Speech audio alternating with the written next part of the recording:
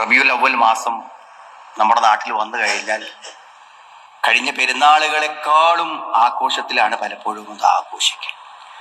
നമ്മൾ മനസ്സിലാക്കേണ്ടത് എന്തെങ്കിലും ഒരു വിരോധം കൊണ്ടോ ദേഷ്യം കൊണ്ടോ പറയണ കാര്യമില്ല.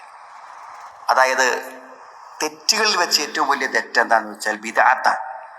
അള്ളാഹുവിൻ്റെ റസൂലും പഠിപ്പിക്കാത്ത, സ്വഹാബത്ത് ജീവിതത്തിൽ ഒരു ദീനായി ആചരിക്കാത്ത ഒരു കാര്യം, അന്ന് ദീനല്ലാത്ത ഒന്നും ഇന്ന് ദീനല്ല.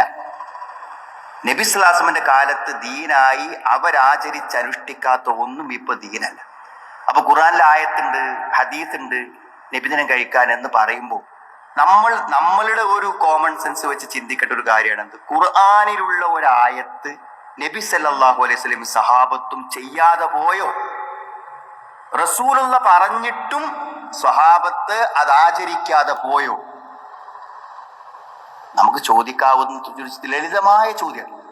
ഖുർആനില് ഒരായത്ത് ഉണ്ടായിട്ടും ആ ആയത്തിന്റെ അടിസ്ഥാനത്തിലാണ് ചെയ്യുന്നതെങ്കിൽ ആ ആയത്ത് എന്തേ അള്ളാന്റെ റസൂൽ, ഹബീബായ റസൂൽ അത് ചെയ്യാതെ പോയത്? ഖുർആനെ അത്രമാത്രം സ്നേഹിച്ചു ഉൾക്കൊണ്ട സഹാബത്ത്, ഉത്തമ നൂറ്റാണ്ടുകാർ എന്ത് ചെയ്യാതെ പോയി? ഇപ്പൊ ഇല്ല സുഹൃത്തുക്കളെ, അതിന്റെ അർത്ഥം അതാണ്. ഇല്ല, ഉണ്ടെങ്കിൽ ഒരു ചെയ്യും. അവർ ചെയ്യാത്ത ഒന്നും ദീനല്ല. വേറെ തെളിവൊന്നും വേണ്ട.